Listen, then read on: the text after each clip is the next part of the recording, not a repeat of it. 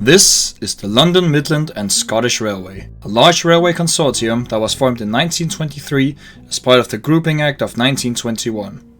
It was one of 4 railway companies that was formed as part of this. These were known as the Big Four Railways. Of these, the LMS was the largest one, with the highest track length, the highest amount of rolling stock and the highest amount of employees. In fact, at its peak, the LMS was the second largest employer in the UK, only surpassed by the post office. What I'm saying is that the LMS was big, very big. As can be seen on this map, it was quite widespread, covering large parts of the UK. What can also be seen on this map, if we zoom in a bit, is that it also had operations on Sodor. But I've previously mentioned that the North Western Railway never merged with the LMS, so what's going on here? Well, it remains true that the North Western never merged with them. What did merge with the LMS was everything that wasn't the North Western Railway. And what were these? Well, we'll be covering that in this video. Before I go any further, I feel as though I should talk about how and why the North Western Railway never merged with the LMS. When the act was released, Topham was less than impressed. He protested the lack of authority that he would gain out of it. He would merely be reduced to a region manager, rather than controller. What didn't help was when he found out that the LMS management would consist largely of Midland Railway management. And Topham, well, let's just say that he had a very open hatred towards the Midland management.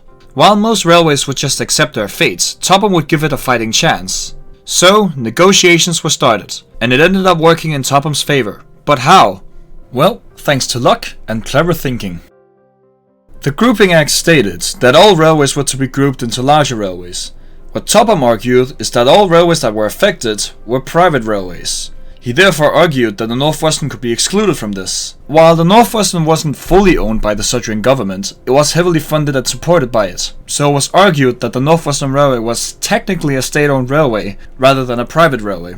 This was the main argument presented by the North Western Railway's board, and amazingly, it worked. After some back and forth, the North Western Railway was given a parliamentary dispensation, thereby excluding it from the act.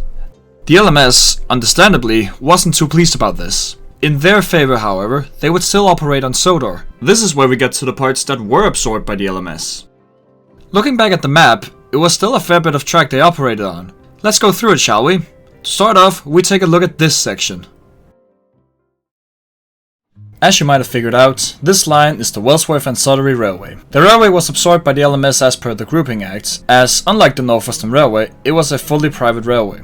Its position proved to be a little awkward for the LMS, given that it wasn't connected to Barrow via LMS track. So the LMS was given permission to run on the North Western main line so that they could connect with the Wellsworth and Sodor Railway.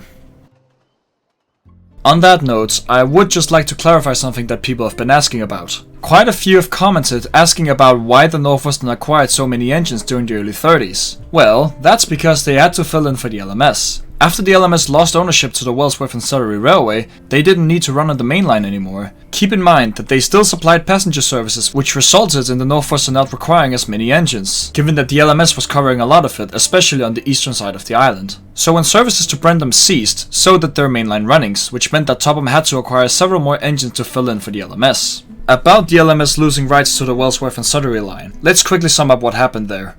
In 1929, Tyler was to be returned to the LMS. This was because he had worked on the North Western Railway on loan and his term had ended. However, his shedmaster, Jonathan Sonny, had a few more intentions when he came to pick up Tyler. He also ended up bringing Edward back with him to the LMS, on a loan. At least, that's what it seemed to be.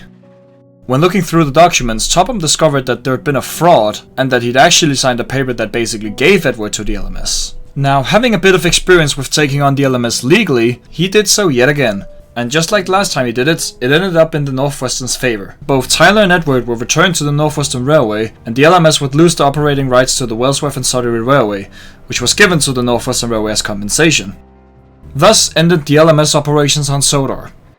At least to Brendam. Looking back at the map, some of you might have noticed that there's something a bit odd about it. What about these lines? What's going on there? Well, allow me to explain. Introducing the East Sudrian Railway. As the name implies, it was a railway that ran to the eastern side of the island. Its line stretched between Normanby to the south, through Ballyhoo and up to Great Waterton. While the company itself was formed in 1907, the lines it ran on were built in the 1880s. When they were originally built, they were part of the Sodor Mainland Railway as two separate branches, the Normanby branch and the Great Waterton branch. However, by the turn of the 20th century, things were about to change. I won't go into too much detail about what happened, as that's content for another video, but to sum it up, the Sodor Mainland Railway started the century with a terrible financial state, and by 1905 a new management had been brought on, and they put a scheme in motion to cut much of the railway's loss makers. Included in this scheme was the closure of the two branches. This move, however, was heavily protested by the locals who were served by the branch. As a result, the closure never happened, but the railway still wanted to get rid of the lines. So, a new railway company was formed to take over operations on the two branches, the East Sudrian Railway. To make operations a bit easier for the company, a connection was built between Ballyhoo and the town of Mardale, the first station on the Great Waterton line. The first 2 years of the railway's existence was filled with economic instability. However, things quickly changed when they managed to scrape enough together to buy a new engine. When the new engine arrived, things quickly changed. The fishing industry of Normanby, having struggled under the Sodor Mainland operations, was now finally able to be served by proper services, and the mining industry of Great Waterton was now able to have much more goods transported than before. By 1920, services on the railway was booming, but alas, as with the Wellsworth and Sudbury Railway, they didn't have enough independent power to stand up to the LMS, and they were likewise absorbed in 1923. So now you might be asking, when the LMS court case was over, was the East Sudrian Railway also handed back to the North Western Railway? Well, no, it wasn't. Why not? Well, the LMS didn't want to let go of this section just yet, due to the profitable fishing and mining industry. So the LMS argued that since the whole ordeal had never had anything to do with that section, it should be excluded from the case. And much to Topham's annoyance, it was accepted, and the two branches were not included in the compensation. The line stayed under LMS ownership for another 6 years, until 1935. By this point, the relations between the Northwestern and the LMS had greatly improved, largely due to a change in much of the LMS's management, the most important one of which was the new chief mechanical engineer, William Stanier, a long-time friend of Topham. Upon bringing up the whole situation with the East Sudrian Railway lines, Stanier confessed that he had heard several of his colleagues discussing on whether or not it was really worth it in terms of keeping the section under their control. Topham chimed in, stating that the whole operation seemed a bit awkward for the LMS, given that it still had to rely on the Northwestern Main Line just to get to the small villages that the line served. Stanier agreed and passed the situation on to his management, who launched a quick investigation into the situation. Eventually, it was determined that it wasn't worth the hassle to keep the branches under their control. So negotiations started, and yet again, they ended up in the Northwestern Railway's favor. The two branches were to be handed over to the Northwestern Railway, and the LMS was to get an increase in the profits of the Baron Furness station. As so, on May 12, 1935, Northwestern Railway operations started on the branch, thereby ceasing LMS operations on the island of Sodor.